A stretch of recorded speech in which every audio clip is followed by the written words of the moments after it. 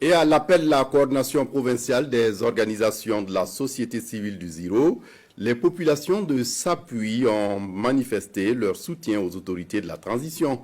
Elles ont remercié le président de la transition pour l'amélioration de la situation sécuritaire dans la province. Elles ont également répondu à l'appel du chef de l'État en apportant leur contribution à l'effort de guerre. Reportage Souleymane Sanou et Jérôme Tendano. S'appuient dans les rues. Plutôt, les populations de la province du Ziro battent le pavé. Ils affichent clairement leur soutien aux autorités de la transition. Ils sont de tout âge et de toutes les couches socio-professionnelles.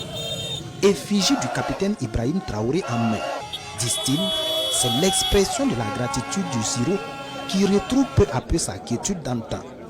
L'hymne de la victoire entonné en chœur, en présence du premier responsable de la province, venu recevoir le message destiné au chef de l'État. La patrie ou la mort nous vaincrons.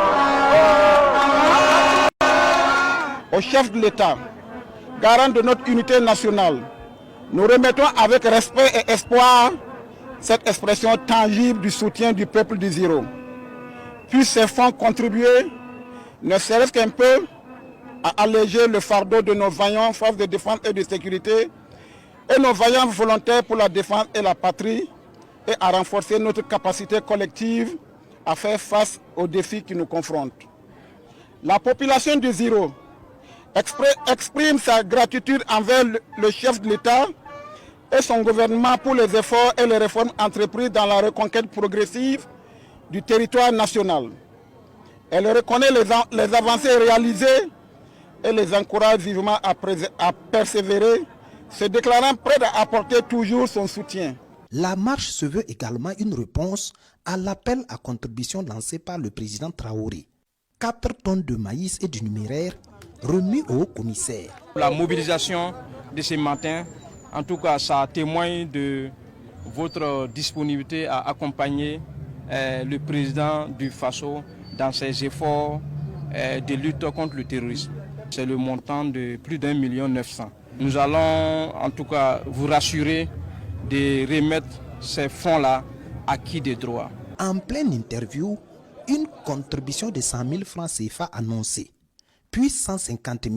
Il y a la commune de Bakata qui a pu mobiliser 100 000 francs et les Koulouéogo 150 000. Donc nous sommes au-delà de 2 millions et nous espérons que d'ici la fin de la journée, nous allons en tout cas dépasser la barre de 2,5 millions. Et lorsque vous interrogez les marcheurs, c'est surtout la sincérité du capitaine Ibrahim Traoré et des forces combattantes dans leur ensemble pour venir à bout du terrorisme qui convainc plus d'un à se mobiliser. D'autres se réjouissent de la vision panafricaniste du président de la transition. Dans la commune de Gao, plus précisément vers Passé, actuellement tout roule comme sur des roulettes. Les gens sont en train de circuler. Avant, les gens ne pouvaient pas rentrer dans la commune de Gao et c'est une commune qui avait été brûlée. Nous nous rappelons que le 5 janvier dernier, Bougnou avait été attaqué. La commune de Bougnou avait été attaquée. Et jusqu'à aujourd'hui, nous trouvons que les forces combattantes sont en connivence avec la population. Ils échangent avec la population et tout roule comme sur des roulettes.